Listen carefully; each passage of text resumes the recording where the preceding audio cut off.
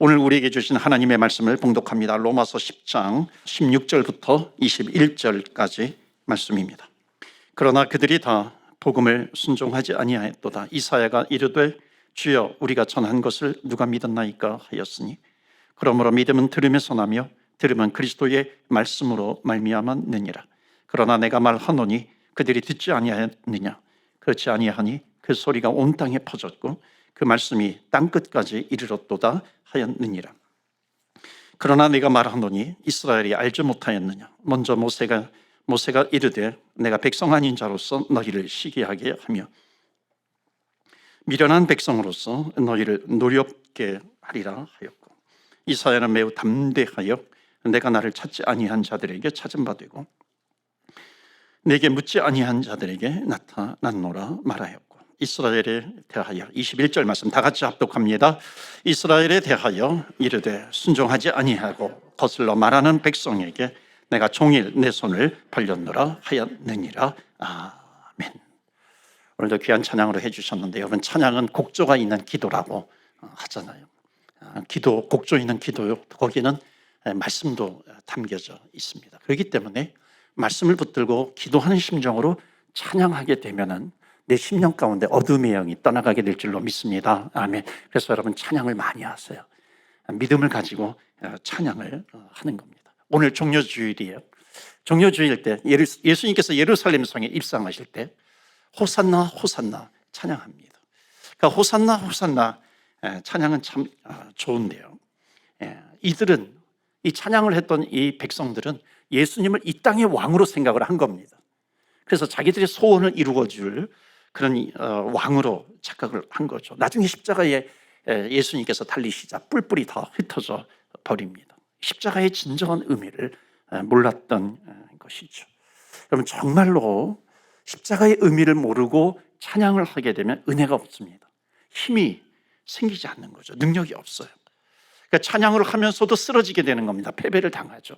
그런데 정말 온 마음으로 찬양을 하게 되면 쓰러지는 사람은 다시 일어나게 되고 패배당하는 사람은 승리하게 된다는 것입니다. 이것이 찬양의 아주 중요한 의미입니다. 오늘 본문의 말씀 마지막에 보면 예수님께서 두 손을 벌리시는 내용이 나옵니다. 두 손을 벌리세요. 그러니까 여기에 십자가의 의미가 담겨져 있는 겁니다. 왜 두 손을 벌리시고 기다리고 계실까요?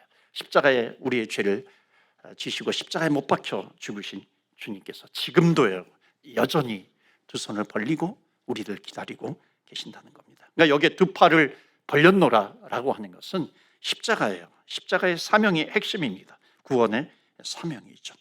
오늘 말씀 보시면요, 14절 본문의 말씀 앞에 보면 앞에 부분에 14절 15절 말씀이 있습니다. 이 말씀을 읽지 않았지만 이 말씀과 연결이 됩니다. 14절 말씀 보시면 그런즉 그들이 믿지 아니하는 일을 어찌 부르리요, 듣지도 못한 일을 어찌 믿으리요, 전파하는 자가 없이 어찌 들으리요. 15절 말씀 다 같이 읽겠습니다. 시작. 보내심을 받지 아니하였으면 어찌 전파하리요, 기록된 바 아름답도다 좋은 소식을 전하는 자들의 발이여 함과 같으니라. 아멘. 여러분 요 14절 15절 읽었는데요, 다시 한번 보시면서 핵심이 무엇인지 한번 좀 찾아보시겠어요? 핵심 내용이 무엇인가요? 한마디로 말하면 예수를 전하자라고 하는 겁니다. 그러니까 바울은 예수를 안 믿는 사람이 안타까워서 이 편지를 지금 쓰고 있는 겁니다. 14절 말씀 다시 한번 보세요. 거기에 보면 두 종류의 사람이 있다는 것을 말합니다. 두 종류의 사람이 있어요. 즉 영어 성경에 보면은 분명히 나옵니다. 두 종류의 사람이 어떤 사람입니까? 데이와 서먼입니다. 데이가 5번이 나와요. 데이는 누구냐면 아직까지 주님을 믿지 않는 사람이에요. 서먼은 누구냐면 이미 예수님을 믿은 자예요. 예수님을 믿고 예수를 전파하는 자가 서먼으로 나오는 겁니다. 인간을 구원이라고 하는 기준을 놓고 보면은 두 가지로 나뉘어 집니다. 데이와 서먼입니다. 여러분은 데이예요? 서먼이에요? 여러분 서먼이십니까? 데이이십니까? 모르겠어요. 데이인지 서먼인지 모르겠어요. 그런 분 계십니까? 제가 정확히 알려드릴게요. 여러분 정말 구원에 확신이 있는 분들은 데이가 아니라 서먼입니다. 그러니까 서먼은 누구예요? 주님을 믿은 자예요. Becoming a Christian, 크리스천이 되었다라고 하는 겁니다. 서먼이 되는 거죠. 그러니까 이 서먼은 누구냐면 보내심을 받은 자예요. 그 뉴스, 좋은 소식을 전하는 자입니다. 그런데 오늘 말씀해 보면 좋은 소식을 전하는 자들의 발이 아름답다고 말합니다. 여러분, 보통 우리가 아름답다고 얘기할 때는 보통 얼굴을 보면서 얘기를 합니다. 얼굴을 보면서 아름답다고 얘기하는 거죠. 옆에 분 보세요. 한번 얼마나 아름다우신가 한번 옆에 분 얼굴을 한번 좀 쳐다보시겠어요? 예. 그렇죠? 한번 이렇게 인사해 보세요. 제 얼굴은 하나님이 책임지시는 얼굴입니다. 그렇죠? 하나님의 기준을 통과한 얼굴입니다. 그게 우리의 얼굴이죠. 하나님께서 책임지시지 않으면 어떻게 하겠어요? 하나님께서 책임져 주시는 거죠. 그런데 여기에 본문의 말씀은 얼굴을 얘기하는 게 아닙니다. 여기에 지금 아름답다라고 표현하는 것은 뭐냐면 발 때문에 아름다운 거예요. 근데 발이라고 하는 발 모양 때문에 아름답다라고 하는 것이 아니라 발이 뭔가 액션을 취하기 때문에 그래요. 발이 어떤 액션을 취하냐면 복음을 전하는 겁니다. 그러니까 복음을 가지고 산을 넘고 강을 넘고 가는 사람들의 발이 아름답다라고 하는 겁니다. 이게 서먼이에요. 그러니까 서먼은 누군가, 내가 서먼이 되기 전에 내가 데이였을 때요. 데이였을 때 누군가가 나에게 서먼이 되었어요.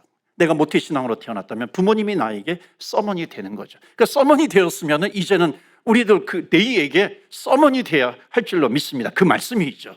이게 사명이에요. 그러니까 서먼은 사명을 가지고 있는 겁니다. 미션이 있어요. 사명이 없으면요, 여러분, dying church, 여러분, 사명이 없는 교회는 dying church예요. 죽어가는 교회입니다. dying 크리스천이 있어요. dying pastor도 있습니다. 그러니까 사명이 뭔지 모르고 살아가는 그런 사람이면 dying이라고 하는 겁니다. 여러분, 사람이 죽을 때 절대 혼자서 죽지 않습니다. 영적으로 죽어가는 목사 절대 혼자 죽지 않습니다. 누군가를 붙들고 죽는 거죠. 미션이 있어야 돼요. 십자가의 미션입니다. 영혼을 살리는 미션이에요. 그러니까 종려 주일이에요. 우리는 예수님의 십자가를 정말 많이 묵상합니다. 그 십자가의 의미가 뭐예요? 미션이거든요. 예수님께서도 하늘 영광의 보좌를 버리시고 이 땅에 내려오셨어요.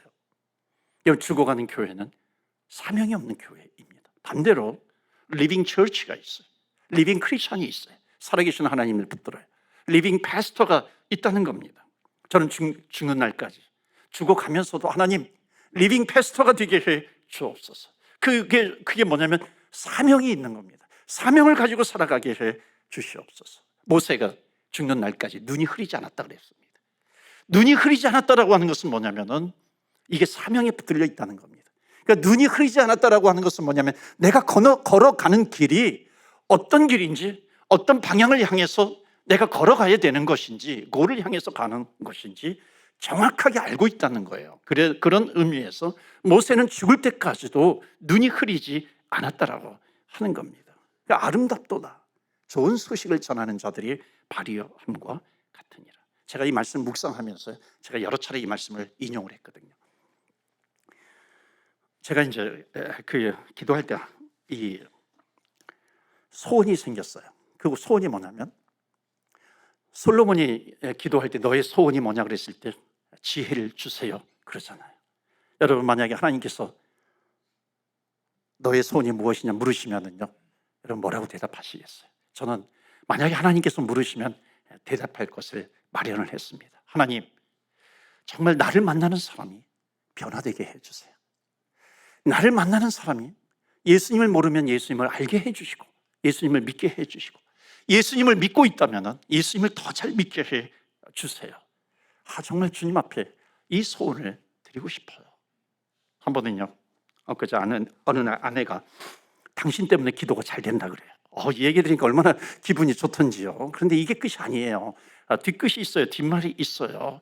당신이 핍박을 해가지고 내가 기도가 저절로 된다 그러는 겁니다. 아니, 핍박을 해가지고 어떻게 기도가 돼요? 그 말 때문에 제가 핍박을 당하고 있어요. 한번 제가 이제 아내가 이렇게 엉치뼈가 좀 이렇게 아파가지고 이렇게 제대로 걷지를 못했어요. 계단 오르고 내리고 어려워가지고, 당신 운동 부족이야. 당신 운동해야 돼. 제가 그 말 한마디 했다고 당신은 나를 핍박하고 있어. 그렇게 얘기를 하더라고요. 우린 핍박하는 사이가 아니죠. 핍박하지 말아야 하는 거죠. 여러분, 전 제 아내 핍박하지 않습니다. 핍박을 당하지도 않고요. 우리는 핍박하고 또 핍박을 당하는 사이가 아니라 우리는 나를 만나는 사람은 변화가 되는 그런 사이가 되어야 하는 거죠. 나를 만나는 자, 주님을 만나게 해주세요.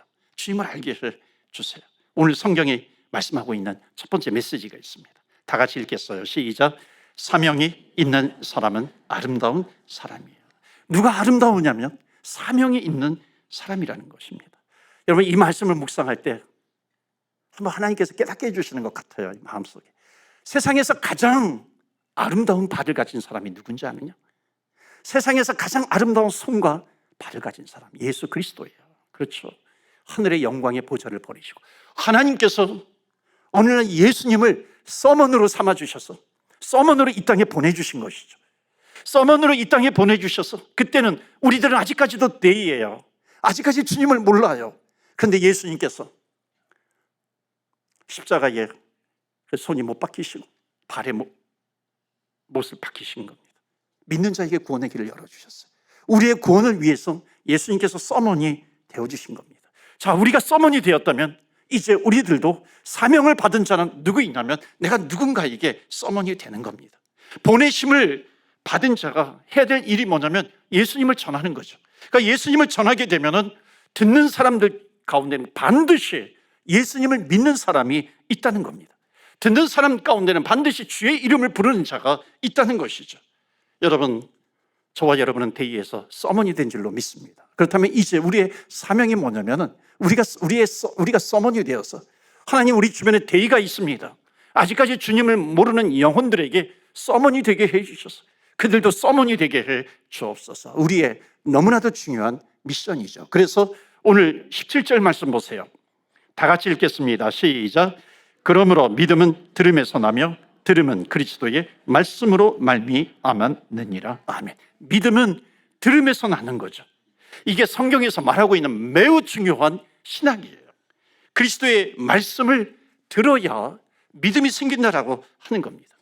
요즘 전 세계적으로 청소년들, 청년들이, 아까 우리 유영광 집사님하고도 잠깐 얘기를 나눴는데 전 세계적으로 어느 곳에 있든지 청소년들, 청년들이 교회에 나오지 않는다는 거예요. 잘. 그러니까 안 나오니까는요, 교회가 미스테이크 하는 것이 있어요. 그것이 뭐냐면 하나님의 마음에 들도록 아이들을 가르치는 것이 아니라 아이들 마음에 들도록 가르치게 되는 겁니다. 이게 뭐냐면 문화를 쫓아가는 거예요. 여러분, 아이들을 데리고 오기 위해서 문화를 사용하는 것은 괜찮아요. 좋은 거예요. 우리 교회도 문화 선교를 활발하게 하고 있습니다. 그런데 문화 자체가 우선순위가 절대 아니라고 하는 겁니다. 그리스도의 복음을 전하지 않으면 아무리 100만 명, 1000만 명이 있어도 구원이 안 된다는 거예요. 믿음이 생겨나지 않는다라고 하는 겁니다. 그래서 믿음은 들음에서만 나는 겁니다. 여러분, 복음을 전하지 않으면 나인 철치가 되어 가는 거예요. 하나님의 말씀을 전하는 것이 약해지는 것입니다. 문화가 우선이 되면 약해지는 거죠. 복음을 전하지 않으면 약해지는 거예요. 사사시대가 오게 됩니다. 사사시대가 오게 되면요, 기준이 없어져 버려요. 하나님의 말씀이 기준이 되어야 되는데 그게 없어져 버립니다. 기준이 없어진다라고 하는 것은 뭐냐면 진리가 없어지는 거예요. 나도 진리, 너도 진리. 내가 생각하는 건, 내 계획, 이것이 진리로 다 둔갑해 버리는 겁니다. 그러니까 너무나도 진리가 많으니까 결국 결론은 뭐냐면 내 맘대로예요. 내 맘대로 살겠다라고 하는 겁니다. 여러분, 지금 결혼이라고 하는 것이 한 남자와 한 여자인데 이게 무너지고 있잖아요. 지금 심지어 왜 한 사람하고만 결혼해야 돼? 두 사람하고 결혼할 수는 없어. 이게 이미 나온 얘기입니다. 이미 예측이 되었던 거예요. 심지어 지금은 펫하고 개하고 결혼도 한다 그러잖아요. 뭐 개에게 유산도 무너져요. 예산도 유산도 물려지더라고요. 어떻게 이런 일이 있어요? 여러분, 앞으로 어떤 시대가 되냐면 AI가, 여러분, 앞으로는 결혼도 로봇하고 결혼할 수 있습니다. 이런 일들이 벌어지게 되는 겁니다. 하나님의 기준이 없어요. 여러분, 이것을 막을 수 있는 길은 십자가의 복음밖에 없는 줄로 믿습니다. 아멘. 우리가 이 사순절에, 이 종려주일에 우리가 정말 붙들어야 될 것이 뭐냐면은 하나님의 복음이에요. 그리스도의 복음입니다. 그러니까 어려서부터 아이들 복음으로 무장할 수 있어야 한다는 겁니다. 모든 문화를 쫓아가는 것이 아니라 하나님께서 기뻐하지 않는 문화를 걸러낼 수 있어야 되는 거죠. 하나님께서 기뻐하지 않는 문화에 대해서 교회는 거슬러 갈 수 있어야 한다는 겁니다. 그래서 오늘 마지막 말씀, 바울은 우리 동족에게 하나님께서 메시아를 보내주셨는데 보니까 자기 동족은 믿지 않아요. 그게 너무 안타까운 거예요. 그래서 마지막 오늘 본문의 말씀 21절에 뭐라고 얘기하냐면 이렇게 얘기합니다. 한 번 더 우리 봉독할까요? 시작. 이스라엘에 대하여 이르되 순종하지 아니하고 거슬러 말하는 백성에게 내가 종일 내 손을 벌렸노라 하였노라. 너희들이 믿지 않은데, 너희들이 믿지 않는 것이 너희들의 가치관, 너희들의 생각, 너희들의 계획, 너희들의 고집이 있는데 그 고집이 진리를 거부하고 있다. 내가 너희들에게 예수를 보내주었는데도 불구하고 너희들은 거부하고 있어. 너희들은 나를 버렸는데 그렇기 때문에 나도 너희들을 버릴 거야. 예수님은 이렇게 말씀하지 않으신다는 겁니다. 뭐라고 말씀하세요? 그렇게 말하는 너희에게 내가 종일토록 내 손을 벌렸노라 이렇게 말씀하세요. 예수님께서 왜 손을 벌리세요? 오늘 하나님을 믿지 않는 사람에게 예수님께서 손을 벌리시는 이유가 무엇인가요? 두 팔을 벌리시고 예수님께서 십자가에 죽으신 이유가 무엇이냐라고 하는 겁니다. 바울에게는 지금 이스라엘을 향해서 주님께서 십자가에서 두 팔을 벌리고 계시는 겁니다. 오늘날 교회를 향해서 첫 번째는 우리 예배를 드리고 있는데 몸은 와 있지만 내가 예수님을 아직 믿지 않고 있어요. 그런 사람을 향해서 예수님께서는 지금 두 팔을 벌리고 계신다는 겁니다. 아직까지도 두 팔을 벌리신다라고 하는 그 의미는 바로 이거예요. 지금도 나는 너를 기다리고 있단다. 주님은 지금도 두 팔을 벌리세요. 내가 너를 기다리고 있단다. 주님을 믿지 않는 사람이 있어요. 그들에게 내가 너를 기다리고 있단다. 그래서 두 번째 메시지는 바로 이거예요. 다 같이 읽어요. 시작. 예수님은 지금도 두 팔을 벌리고 계신다. 예수님은 믿지 않는 사람들을 향해서 두 팔을 벌리실 뿐만 아니라 여러분 믿는 사람들에게도 나름대로 믿음 생활하면서 어려움이 있어요. 고통이 있어요. 순종하다 보니까 너무나도 힘들어요. 답답하기도 해요. 답답한 것이 나에게 엄습해 오면 그것이 두려움으로 나에게 엄습해 옵니다. 무거운 짐이 있어요. 수고가 있어요. 여러분 두 팔을 벌리신다라고 하는 것은 뭐냐면 바로 그 사람들에게 내가 너희들을 향해서 두 팔을 벌리고 있단다. 수고하고 무거운 짐진 자들아 다 내게로 오라. 내가 너희를 쉬게 하겠다. 이게 예수님께서 두 팔을 벌리시는 거예요. 사랑하는 성도 여러분, 주님께서는 영원토록 우리에게 두 팔을 벌리십니다. 그러니까 어렵고 힘들 때 우리가 피해야 될 곳은 어디냐면 주님의 두 팔이에요. 주님의 품 안입니다. 주님의 품 안으로 피하시는 저와 여러분 되시기를 주의 이름으로 축원합니다. 아멘. 주님께 돌아가는 거예요. 주님께 피하는 겁니다. 힘들수록 여러분 주님의 손을 붙드세요. 그래서 마지막 오늘 기록에는 없지만 마지막 메시지처럼 한 가지를 더 나누고 싶습니다. 그것은 뭐냐면 주님께 달려가는 자는요 반드시 성령의 역사가 있어요. 주님께 피하는 자, 그 품 안으로 파고드는 자에게 하나님께서 성령의 역사를 일으켜 세워주신다는 겁니다. 제가 말씀을 읽다가 구약 성경을 통독하다가 참 은혜를 받았어요. 하나님, 우리 교회가 이런 교회가 되게 해주세요. 마음이 소원이 부릴 듯 일어나더라고요. 여러분하고 좀 나누면 좋겠어요. 두 팔을 벌리시는 거하고 연결이 되더라고요. 다윗이 사울 왕을 피해서 도망 다니잖아요. 도망갈 때에 어디로 한 번은 피신하게 되냐면 사무엘이 라마에 나요시라고 하는 신학교를 세웁니다. 그걸 라마 나요시라고 불러요. 거기에 선지자 기숙 학교를 세웁니다. 그러니까 선지자 기숙 학교에서 무엇을 하는지는 성경에 잘 나와 있지 않지만은 그러나 예측이 가능해요. 사무엘은 안 거예요. 사울 왕이 성령이 떠나니까 악령이 들어오는 거예요. 또 악령이 들어왔지만 성령이 들어오니까 악령이 떠나가게 되는 거예요. 그리고 악령이 들어오니까는 이 사울 왕이 다스린 이 나라가 엉망이 되는 것을 안 거예요. 그래서 사무엘 선지자는 라마나요 신학교를 세웁니다. 거기에서 하는 일은 뭐냐면 성령의 충만함이에요.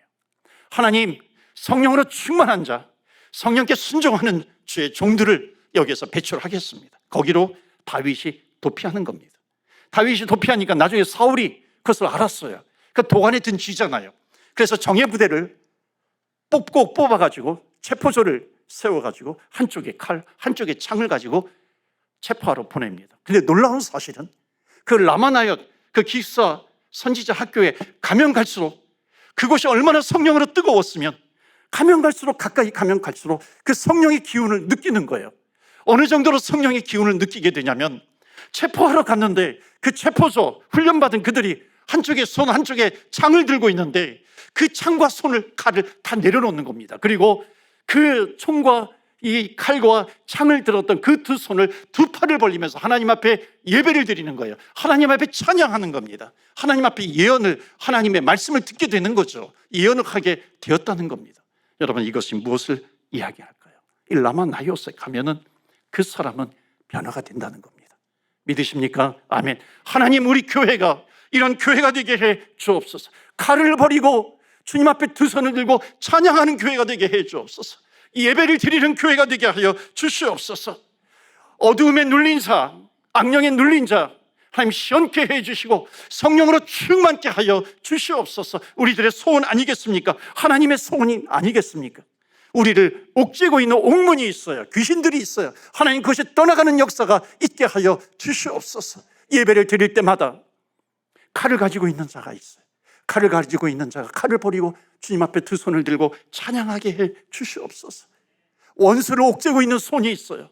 원수를 옥죄고 있는 손이 있는데 예배 드릴 때마다, 찬양할 때마다 그 손을 놓고 주님 앞에 찬양하게 해 주시옵소서. 주님 앞에 예배를 드리게 해 주옵소서. 주님은 두 팔을 벌리고 항상 기다리세요. 주님께서는 기다리시는 겁니다.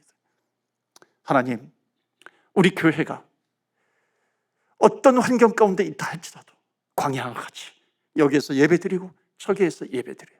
그러나 한 가지, 라마나옅 같이 성령의 기운이 있게 하여 주시고 성령으로 충만케 하여 주시고 성령의 은혜가 메마르지 않게 하여 주시옵소서. 우리의 기도 제목입니다. 원수처럼 지내는 사람이 있어요. 그렇지만 원수처럼 지낸다 할지라도 교회에 나와서 예배를 드릴 때, 찬양하게 될 때 성령께서 역사하여 주셔서 하나님, 원수와 함께 예배 끝나고 손을 붙잡게 하여 주시고 화해하고 그 함께 그 손을 붙들고 하나님께 찬양하는 교회가 되게 해 주시옵소서. 이게 미션이 있는 교회 아니겠어요? 주님 앞에 예배를 드리면요, 그 사람은 그 예배에서 끝나지 않습니다. 반드시 자기가 있는 곳으로 가요. 가정으로 돌아갑니다. 그렇다면 가정에 갈등이 있고 때로는 전쟁이 있기도 하잖아요. 전쟁이 있는 그곳에 하나님, 주님께서 두 팔을 벌려주시고 성령으로 충만케 하여 주시옵소서. 서로 격려가 있게 해주시고 서로 칭찬이 있게 하여 주시옵시고 전쟁이 아니라 전쟁이 끝나고 주님께서 주시는 평강을 우리 가정에 부어 주시옵소서. 우리의 기도 제목이 되는 겁니다. 여러분, 일터도 마찬가지 아니에요. 하나님, 우리 일터, 비즈니스 현장도 주님께서 두 팔을 벌리고 계시는 그 현장이 되게 해주세요. 직원이든지 아니면 손님으로 오든지 하나님, 성령의 기운을 느끼게 해 주시옵시고 주님을 만나게 해 주옵소서. 주님을 알게 해 주옵소서. 우리 교회 선생님들도 있잖아요. 내가 이 심호하는 유치원 또는 하이스쿨 또는 대학에서 하나님 그 클래스룸에 하나님 기도합니다. 주님께서 두 팔을 벌려주시고 그곳에 들어오는 모든 학생들이 주님을 알게 해주세요. 주님을 믿게 해 주시옵소서. 예배에 성공하는 자, 예배를 드리는 자는요, 반드시 내가 있는 곳에서도 주님께서 두 팔을 벌리고 계신다라고 하는 것을 믿습니다. 여러분, 우리 의사 선생님들이 있잖아요. 닥터 있어요. 클리닉에서 일하잖아요. 하나님, 우리는 기도해야 됩니다.